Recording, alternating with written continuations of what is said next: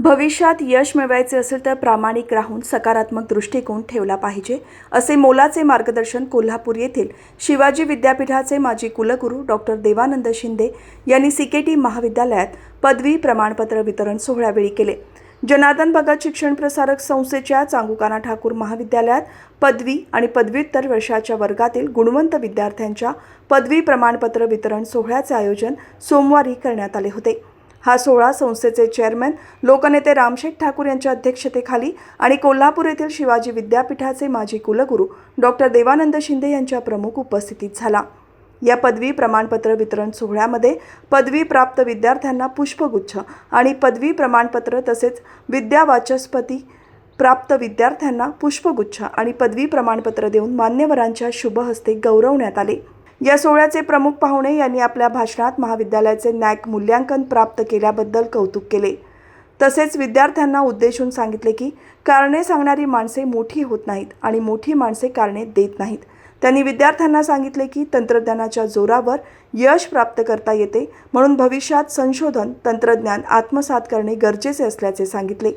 अपमान सहन करणारे बाबासाहेब आंबेडकर घटना लिहू शकतात। कॉलेजच्या प्रवेशासाठी फीस नव्हती म्हणून बहिणीचे दागिने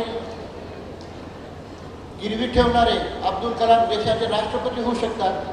गुजरातमधला एक मुलगा चहा विकतो आणि देशाचा पंतप्रधान होऊ शकतो। पेट्रोल पंपावर काम करणारे धीरूभाई अंबानी हे तुम्हाला करोडोचं साम्राज्य उभा करू शकतात। त्याचबरोबर आईचं प्रेम आणि बाबाचं छत्र नसलेला बराक ओबामा हा अमेरिकेचा राष्ट्रपती होऊ शकतो। आणि सगळ्यात महत्त्वाची गोष्ट म्हणजे एक सामान्य गरीब लाकूड तोड्याचा मुलगा जगातला सर्वात श्रीमंत माणूस होतो, तो म्हणजे बिल गेट्स। विद्यार्थी मित्र, मला हे सांगायचे की या बिल गेट्सच्या बाबतीमध्ये एक लहानशी गोष्ट आहे, तुम्ही पण ऐकली असेल, वाचली असेल। परत एकदा काही क्षणात मी तुम्हाला सांगतो। बिल गेट्सचा मुलगा एकदा हॉटेलमध्ये जेवायला गेला, जेवण झालं आणि त्यानं 50,000 टिपच्या वेटरला दिली। सुदैवाने दुसऱ्या दिवशी बिल गेट्स त्याच हॉटेलमध्ये जेवायला गेले आणि त्याच वेटरनं त्यांना जेवण दिलं आणि बिल गेट्सनं त्याला फक्त 500 रुपये दिले।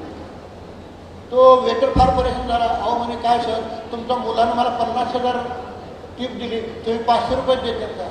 तर बिल गेट्सनं फार मार्मिक उत्तर दिलं, ते बरोबर आहे म्हणे, ज्या मुलानं तुम्हाला 50,000 रुपये टिप दिली त्याचा बाप हा जगातला सगळ्यात श्रीमंत माणूस आहे, पण मी एका सामान्य लाकूड तोड्याचा मुलगा आहे, त्याच्यामुळे मी 500 रुपये देऊ शकतो। याचा अर्थ असा होतो की तुम्ही किती जरी शिकून मोठ्या टप्प्यावर गेला तर पाठीमागचे तुमच्या पूर्वजन्मातले पूर्वीचे जे संघर्ष तुम्ही विसरू नका। शून्यामध्ये प्रवास करून अनेक लोकांनी विश्व निर्माण केलं, तर मग तुम्ही आम्ही का करू शकत नाही, हा माझा प्रश्न आहे। एक लक्षात ठेवा, आयुष्यामध्ये संघर्ष, संकट आणि आव्हाने ही 3 अविभाज्य अंग आहेत, याच्यातून कुणीही सुटू शकत नाही। श्रीमंत असो, गरीब असो, कष्टकरी असो, नोकरीवाला असो, त्याला ह्या 3ही गोष्टी लागतं। फक्त त्याला मात्र सकारात्मक दृष्टिकोनाने ह्या गोष्टीकडे पाहिलं की यश मिळायला लागतं। तर कार्यक्रमाचे अध्यक्ष लोकनेते रामशेठ ठाकूर यांनी प्रत्येक विद्यार्थ्याने मराठी भाषेचा अभिमान बाळगला पाहिजे। संघर्ष हाच यशाचा मार्ग आहे। विद्यार्थ्यांनी ही पदवी घेऊन शांत राहू नका, तर पुढच्या पदव्या पण प्राप्त करा, असा सल्ला विद्यार्थ्यांना दिला।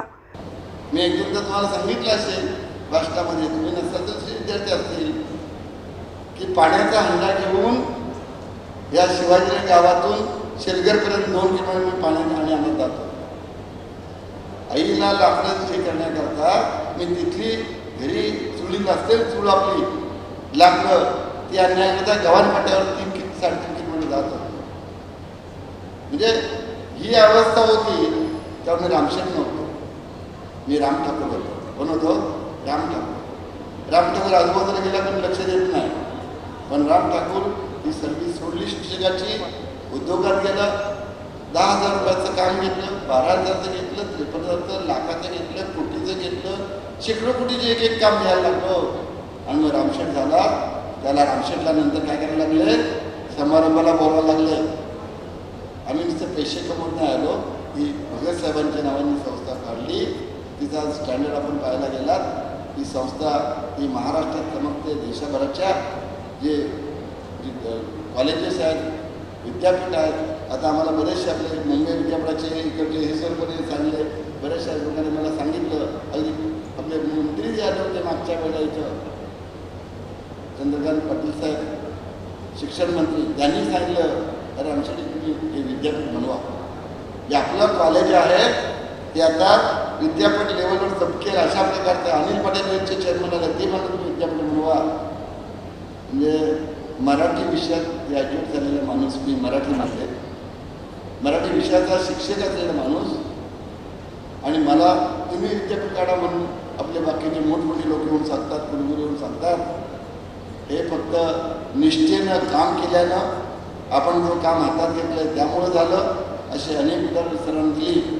या सोहळ्याला जनार्दन भगत शिक्षण प्रसारक संस्थेचे व्हाईस चेअरमन वाय.टी. देशमुख, माजी नगरसेविका दर्शना भोईर, वृषाली वाघमारे, संस्थेचे सचिव डॉक्टर एस.टी. गडदे, भागुबाई चांगुकाना ठाकूर विद्या महाविद्यालयाच्या प्राचार्या डॉक्टर सान्वी देशमुख, सी.के.टी. महाविद्यालयाचे प्राचार्य डॉक्टर एस.के. पाटील, परीक्षा नियंत्रक डॉक्टर एस.आय. उन्हाळे, विद्यार्थी परिषद आणि विद्यार्थी कल्याण कक्षाच्या अध्यक्षा डॉक्टर M.A. म्हात्रे, अंतर्गत गुणवत्ता हमी कक्षाचे समन्वयक doctor B.D. Aghav, doctor R.V. Yevale, A.V. Patil, doctor Geetika Tanwar यांच्यासह विविध विभागांचे प्रमुख पदाधिकारी आणि मान्यवर उपस्थित होते.